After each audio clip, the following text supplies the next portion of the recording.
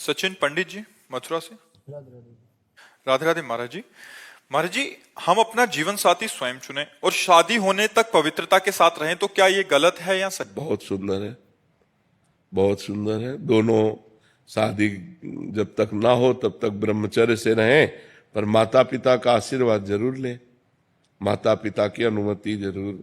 जिस माँ ने तुम्हें गर्भ में 9 महीने रखा, तुम्हें पालन पोषण करके इतना बड़ा बनाया, उसके अधिकार को मत छीनिए। दोनों उन माँ पिता के चरणों में झुकिए कि हमने दोस्ती कर ली है और हम दोनों आजीवन के लिए पाणी ग्रहण करना चाहते हैं, आपकी अनुमति, आपका आदेश, आपका आशीर्वाद चाहिए, इतना जरूर करना चाहिए। ये जो आजकल के बच्चे हैं, मनमानी आचरण माता पिता की एक नहीं मानते हैं, वो बाद में दुख ही पाते हैं, पक्का समझ लो। जब हमारे पुराने समय में किसी का पाणी ग्रहण होता था तो गांव भर के देवता पूजे जाते थे, बड़े बुजुर्गों की पूजा की जाती थी, सबका आशीर्वाद लिया जाता था कि हमारा पाणी ग्रहण संस्कार आजीवन मंगलमय चले। और आजकल क्या है, न माँ की मानना न पिता की मानना, आज इस लड़के से बेविचार, कल उस लड़के से बेविचार, और फिर शादी, और फिर ब्रेकअप, और फिर डिवोर्स, यही सब चल रहे हैं। और क्या चल रहा है? कहीं शासन नहीं, कहीं किसी तरह की मर्यादा नहीं, घर में किसी की आन मानती नहीं है, न मानते हैं बच्चे तो आगे चलकर शराब पीते हैं, ड्रग्स, इधर उधर बेविचार, और अगर ब्याह कर दो तो भाग जाते हैं, अगर ब्याह कर दो तो डिवोर्स कर देते हैं। मेरी वाइफ डेली मेरे से मनी की घोषणा करती है, मैं महीने में भी पैसा देता हूँ, फिर नाम भी जप करता हूँ, जैसे आप बोल रहे थे अभी कि नाम भी जप कर रहे हो और किसी को दुख भी नहीं देना, मगर बीवी को पैसा नहीं देते तो वो भी दुख में जाएगा। नहीं, ऐसे नहीं उचित। हमारी अर्धांगिनी हो, हमें 100 रुपया मिलता है, आप जानते हो, 100 रुपये में परिवार भी चलाना और आपकी कामनाएं भी पूर्ण करनी है। आपको ऐसी कोई कामना नहीं करनी जो मैं अपनी स्थिति से कर्जा लूं या कुछ गलत करूं, ऐसा नहीं कर सकता। अर्धांगिनी वही है जो अपने पति के अनुसार चले, वो ऐसी कामना करेगी ही नहीं। वो तो कोशिश करेगी कि हम पति से कोई कामना न करें, उनके ऊपर कोई भार न पड़े, वो सुखी रहें, वो प्रसन्न रहें। ऐसी पत्नी मिलना बड़े भाग्य की बात है।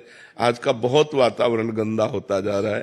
तो बहुत अच्छे बच्चे हो, ब्रह्मचर्य से रहो जब तक ब्याह ना हो, और फिर माता पिता की अनुमति से ब्याह कर। महाराज जी, इसमें एक प्रश्न था महाराज जी, बहुत सारे ऐसे प्रश्न आते हैं कि जैसे लड़का और लड़की दोनों शादी करना चाहते हैं और अपना पूरा जीवन एक दूसरे के साथ निभाना चाहते हैं, बट माता मान जाती है तो पिता नहीं मानते, पिता मान जाते माता नहीं मानते। आजकल माता पिता को भी सोचना चाहिए कि नया जमाना है, अगर वो आपसे अनुमति ले रहे हैं, आपके पैर छू रहे हैं, तो आप उसका आदर कीजिए।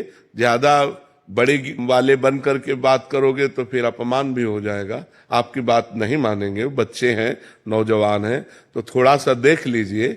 माता पिता को भी चाहिए कि अगर बहू और बच्चा दोनों प्रेम करते हैं तो उसमें ये पक्ष नहीं देखना चाहिए, उसमें लड़ाई झगड़ा वाली बातें नहीं मन में लानी चाहिए कि अगर तुम इससे ब्याह करोगे तो हम तुम्हारा त्याग करते हैं, ऐसा वैसा। माता पिता कहते हैं कि हमें समाज का भय है, समाज कोई आज का समाज का तो भय रह ही नहीं गया है। वो माता पिता गलत कहते हैं, समाज का भय कहाँ रह गया। पूरे गांव में अगर एक आदमी शराब पी के आता था तो जुतियाया जाता था।